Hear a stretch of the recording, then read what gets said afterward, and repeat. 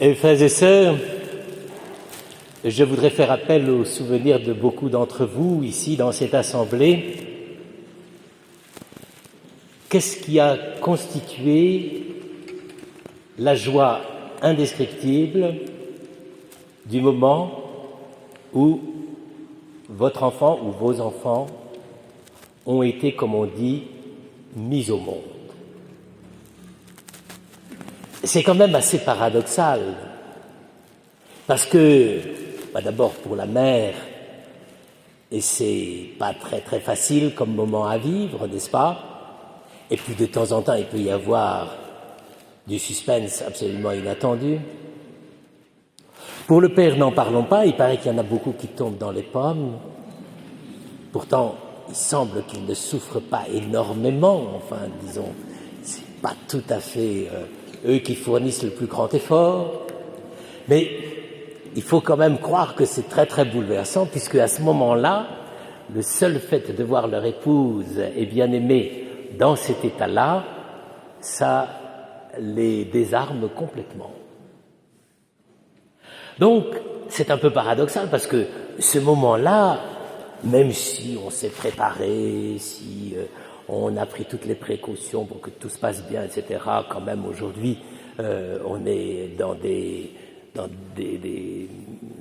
normes assez acceptables, même si, hélas, de temps en temps, il y a de très graves accidents, voire la mort du bébé.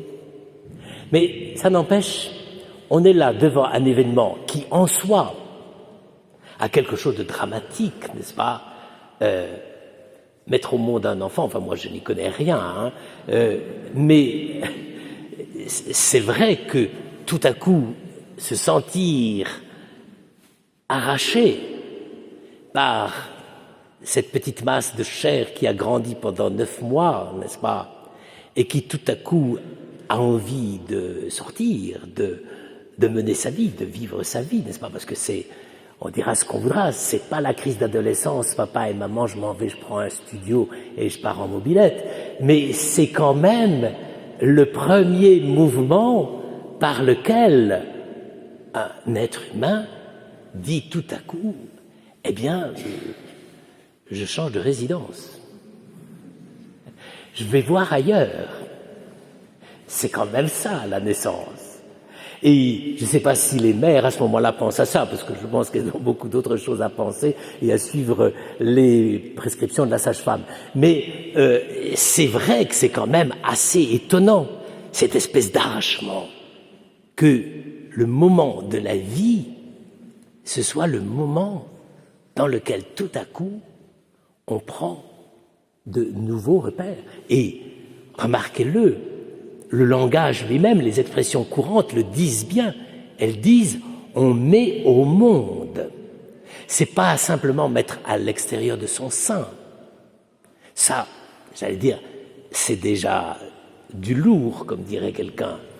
Mais c'est quand même le moment où un enfant montre qu'il va être capable d'affronter le monde. Ça, c'est quand même le grand mystère. Alors évidemment, vous me direz, nous, on met beaucoup plus de temps pour commencer à affronter le monde, tandis que les poissons, dès qu'ils sont sortis, et que ce sont des alevins, j'allais dire, ils sont comme des poissons dans l'eau, c'est le cas de le dire. Mais vous comprenez, c'est quand même pour les humains, n'est-ce pas, cette expérience, tout à coup, d'être comme projeté en dehors d'un univers que finalement on avait considéré comme le plus confortable et le plus acceptable, et finalement le plus commode et le plus agréable à vivre. Et tout à coup, il y a cette espèce d'arrachement. L'enfant va commencer à vivre sa vie. Certes, il était déjà vivant. Il avait fallu que l'amour de ses parents lui donne la vie. Mais très curieusement, cette première étape, on ne peut pas dire qu'elle était vécue de façon dramatique habituellement, un peu des fois trop longue. J'ai connu une fois une mère de famille qui m'a dit « Heureusement que c'est nous qui portons les enfants parce que les hommes, ils n'auraient jamais supporté pendant 9 mois. Je ne sais pas si c'est vrai, mais toujours est-il que c'est quand même quelque chose d'assez étonnant.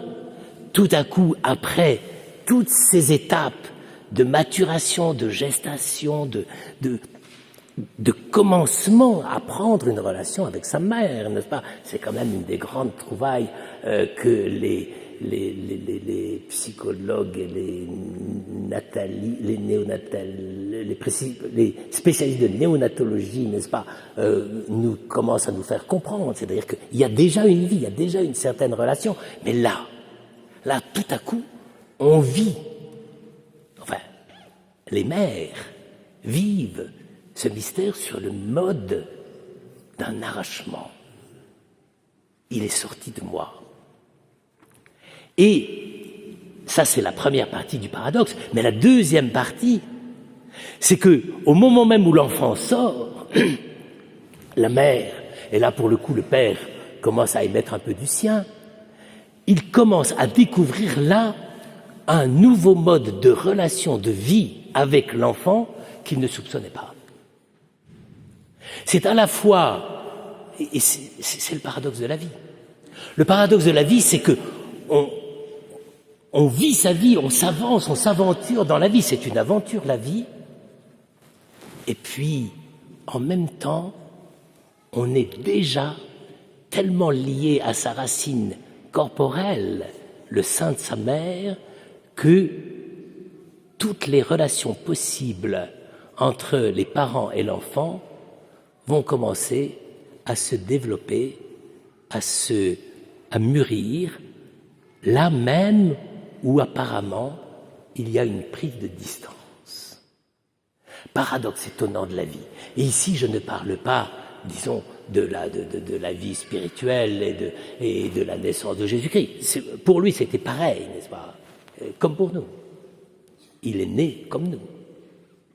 Il est né de la Vierge Marie. C'est pour ça que dans le credo, on dit ça, n'est-ce pas? C'est pour dire qu'il n'a pas eu une sorte de traitement spécial, il n'y a pas eu des super sages-femmes formées pour l'accueillir ou pour accoucher.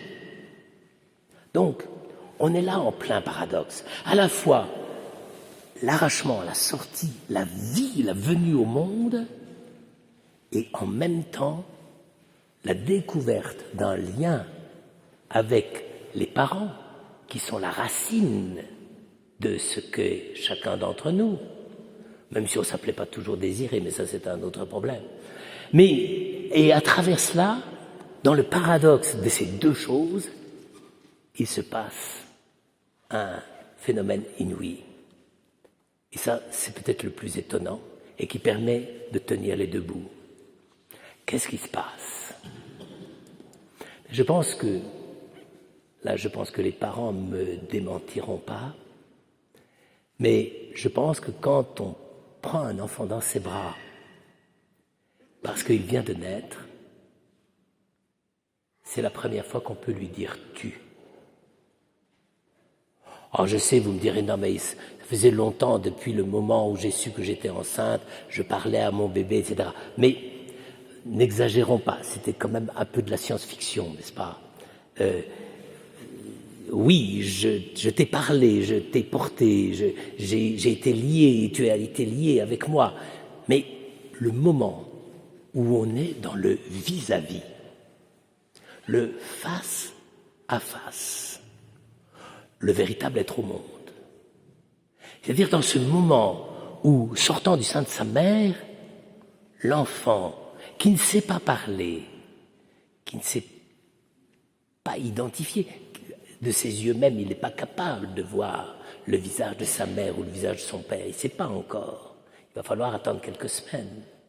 Mais là, c'est déjà la relation de toi et moi.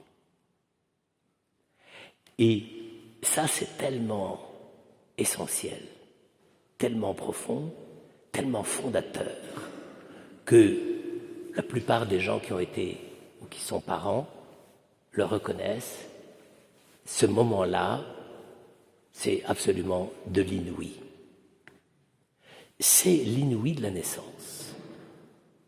Le fait de On dit donner la vie, mais c'est beaucoup plus que de donner la vie à ce moment-là. C'est beaucoup plus qu'un phénomène biologique. C'est tout à coup que tu es en face de moi et nous sommes l'un l'autre face à face. Et même ton père et moi, nous sommes, parce que nous savons ce que nous avons voulu partager avec toi, nous sommes ton vis-à-vis. Il paraît que les grands frères et les grandes sœurs n'ont pas tout à fait la même réaction. En général, ils trouvent qu'il ne faut pas exagérer et qu'on leur a joué un mauvais tour. Mais je pense que le plus important, c'est quand même la réaction des parents.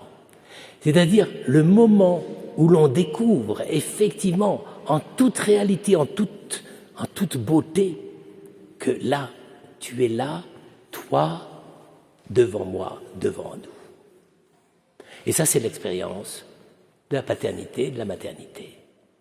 Et on espère qu'elle va durer. C'est pas évident, c'est pas inscrit dans les astres que ça va durer, mais on souhaite profondément qu'à ce moment-là, ce qui se produit là est si fort et si essentiel qu'on a envie que cela dure toujours. Peut-être, là je me risque, hypothèse théologique absolument gratuite que vous pourrez critiquer à la fin, je me risque à penser que notre première expérience de l'immortalité, c'est peut-être le moment où on se retrouve dans les bras de sa mère. Ça ne veut pas dire que l'immortalité, c'est de retourner dans les bras de maman. Ça, j'allais dire, ce serait un peu régressif et j'aurais toute l'armada des psychanalystes sur le dos. Mais vous comprenez ce que ça veut dire. Il y a un moment où, parce qu'on peut être en face de quelqu'un, il y a quelque chose d'immortel et d'éternel qui se donne à nous. Et donc, c'est pour ça que la naissance, c'est constitutif de l'humanité. Et que ça ne peut pas se réduire avec tout ce qu'on veut essayer d'imaginer de trafic de génome et d'armoires à congélation et tout ça. Non, la naissance, c'est le vis-à-vis, le face-à-face. Tu es là. Eh bien, si j'insiste si fortement là-dessus, c'est parce que je crois qu'on ne comprend rien à Noël si on n'a pas au moins eu un petit éclair de lumière là-dessus. Qu'est-ce que c'est que Noël? Eh bien, je dirais, c'est le moment où l'humanité tout entière, chacun d'entre nous, et chacun d'entre nous qui sommes ici ce soir, à la lumière même de sa propre expérience ou de ce qu'il a expérimenté, de trouver, découvert dans sa vie, tout à coup, accueille un Dieu qui n'attend qu'une chose, c'est qu'on lui dise « c'est toi ». Ça, c'est inégalé, inégalable. Si Dieu a voulu passer par le processus de venir au monde, de naître, c'est pas simplement parce qu'il y a des lois de la biologie, bien sûr, mais c'est surtout parce qu'il s'est dit, si je veux qu'il me comprenne, je ne peux pas rester là-haut comme un grand professeur d'humanité, de vertu et de qualité morale et intellectuelle. Je veux que chacun de ceux qui viendront à la crèche, je veux que chacun de ceux qui seront là pour fêter mon anniversaire puisse me dire « c'est toi ». D'une certaine manière, je suis né dans ce monde pour toi, à cause de toi, et je t'accompagne et je ne te lâche pas.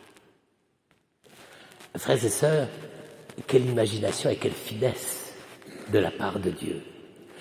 Quand on pense qu'on veut chercher des preuves de Dieu avec des tas d'histoires sur le Big Bang et sur je ne sais pas quel bazar astronomico-mathématique, alors que simplement Dieu nous dit, écoute voilà, j'ai simplement envie que tu me prennes dans tes bras et que tu puisses me dire, c'est toi, c'est toi Dieu. Alors, frères et sœurs, c'est peut-être pas toujours facile, parce qu'il y a des moments où on peut avoir le cœur triste, et je veux dire, on peut être maman et avoir le cœur triste, mais si on tient son enfant correctement, bien comme il faut dans ses bras, on est capable, même à travers la tristesse ou l'épreuve ou les difficultés qu'on traverse, de continuer à lui dire « c'est toi ».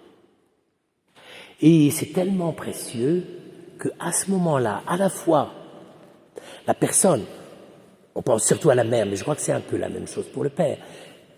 Si, d'ailleurs les pères, vous avez déjà remarqué, ils sont complètement gaga après, quand on a ramené le gamin de la maternité. On a l'impression qu'ils sont un peu dans les vapes. Mais c'est précisément le fait que quand on est en face de l'enfant qui vient de naître, on découvre et on dit le mot « c'est toi » d'une nouvelle manière. On ne le dit plus simplement en disant « je t'identifie », « je sais qui tu es ». C'est pas ça, c'est toi. C'est tu n'existes que parce que tu viens de moi, tu surgis de moi. Et on peut dire, bah oui, qu'est-ce que ça change? Ben si, ça change tout. Ça change tout parce que c'est toi, le toi qui est là en face de moi. C'est pas simplement, j'allais dire, le résultat d'un processus biologique. Bien sûr qu'il l'a fallu. Mais c'est surtout le fait que quand je surgis, tu me dis, toi et moi, l'enfant, je surgis de toi. L'histoire de l'humanité est très étrange. Comment a-t-on pu réaliser une chose pareille? Le processus de la naissance peut ressembler à celui des animaux. Ça ressemble comme deux gouttes d'eau, si je puis dire. Et pourtant, la vraie naissance, c'est le moment où le toi de cet enfant me découvre tout à coup qui je suis. Et maintenant, je serai autre par toi, grâce à toi et en face de toi. Frères et sœurs, je pense que, même si c'est très sécularisé, si la fête de Noël a penché finalement vers ce côté fête de famille, fête des enfants, c'est à cause de cela. C'est parce que elle reste encore dans ce monde actuel dans lequel on n'a plus beaucoup de préoccupations ni philosophiques, ni métaphysiques, ni théologiques. C'est une des rares fêtes qui nous dit « Toi, je suis là pour toi et je voudrais que tu sois là pour moi ». Ça, c'est la vraie naissance. Et pour nous, les croyants chrétiens, nous n'avons qu'une référence. Beaucoup de religions ont des liens avec Dieu, et notamment les religions antiques. Elles disaient, quand elles s'adressaient à Dieu, elles disaient « Ô Zeus, ô Aphrodite, ou qui que tu sois, ou quel que soit ton nom ». Ça voulait dire, en fait, je ne sais pas qui tu es, mais je t'appelle, mais je ne peux pas même te dire toi. Je te désigne par le nom que les poètes anciens m'ont accordé, m'ont donné. Oui, d'accord, mais je ne sais rien. Tandis que nous, quand nous disons que Dieu est né aujourd'hui, nous pouvons lui dire « Tu es né, tu es là, tu nous rencontres, tu es notre vis-à-vis et tu nous fais nous-mêmes être tes vis-à-vis. » Frères et sœurs, je crois qu'on ne peut pas se souhaiter quelque chose de plus beau au moment de Noël. Retrouver le toi, le tu, le vis-à-vis qu'est Dieu pour nous. Retrouver ce mystère. Oui, Dieu est toujours inaccessible, c'est clair, même pour les contemporains qui l'ont vu. Mais ce vis-à-vis maintenant, nous pouvons lui dire « Tu es là et tu es là pour moi ». Eh bien, frères, que nous soyons ici vraiment pour lui ce soir c'est le plus important, et pour nous, et pour lui.